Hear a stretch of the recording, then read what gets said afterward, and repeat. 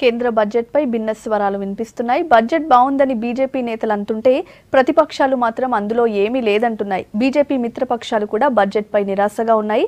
చిన్న పరిశ్రమల వర్గాలు ఖుషి అవుతుంటే కార్పొరేట్ మాత్రం మౌనంగా ఉంది.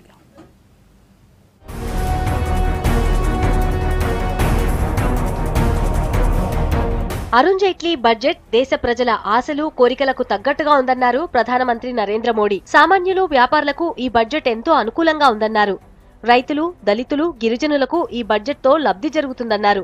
దేశాభివృద్ధికి దిశానిర్దేశం చేసేలా బడ్జెట్ ఉందన్నారు మోడీ. బడ్జెట్లో సబ్కా సాత్ సబ్కా వికాస్ నినాదం కనిపిస్తోందన్నారు బీజేపీ నేతలు.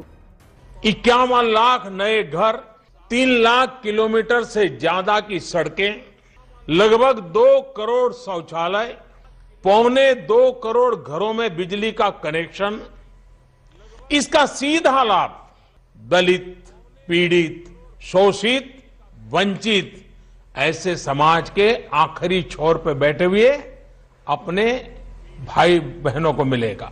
इन्होंने जो लोकाभिमुख बजट दिया है वो आने वाले दिनों में भारत के विकास के लिए एक मील का पत्थर बनकर रहेगा. బడ్జెట్లో కొత్తగా ఏమీ లేదని కాంగ్రెస్ ఆరోపించింది. మెడికల్ హెల్త్ స్కీమ్ పెద్ద అబద్ధమన్నారు మాజీ ఆర్థిక మంత్రి చిదంబరం. పెట్టుబడులకు బూస్ట్ నిచ్చేలా బడ్జెట్లో ఏమీ లేదన్నారు. సాధారణ ట్యాక్స్ పేయర్కు ఉపశమనం కలిగించలేదన్నారు. 4 ఏళ్లుగా రైతులకు మంచి ధరపై ఇంకా హామీలిస్తూనే ఉన్నారని మండిపడ్డారు కాంగ్రెస్ అధ్యక్షుడు రాహుల్ గాంధీ. ఫ్యాన్సీగా పథకాలు ప్రకటించడం తప్ప నిధుల కేటాయింపు లేదన్నారు. ఇంకా ఒక్క ఏడాదే మిగిలుందని ట్వీట్ చేశారు Rahul. The FM failed the fiscal consolidation test. All deficits have crossed the budget estimates. There is a promise to increase MSP 1.5 times, but there are no details. The promise of rupees 5 lakh per family for secondary and tertiary healthcare is a big jumla. The FM has no new ideas and has fallen back on the tried and failed Mudra scheme. There is no tax relief to the average taxpayer. ఇతర ప్రతిపక్ష పార్టీలు సైతం budget నిరాశపరిచిందన్నాయి. ఉద్యోగ కల్పన, మద్దతు ధరపై ప్రభుత్వానికి సరైన విధానం లేదన్నారు నేతలు. हमने बहुत इस बार बहुत कुछ हमने किसानों के लिए फायदा पहुंचाया.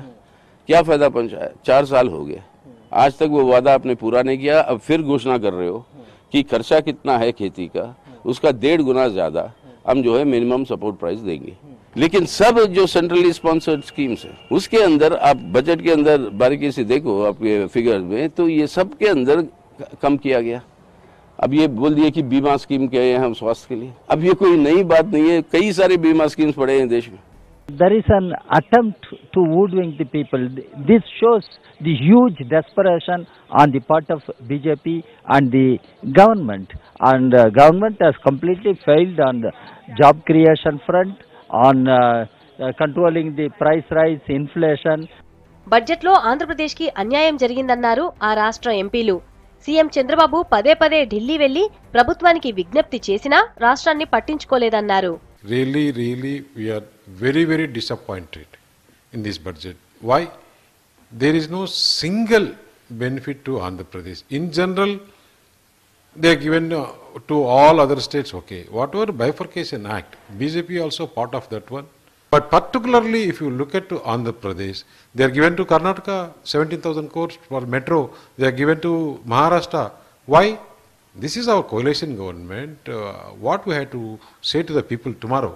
So we had a lot of hope on this budget that at least something would be given as a priority to the state of Andhra Pradesh, but nothing has been done. There has been a serious sense of injustice in the name of Andhra Pradesh.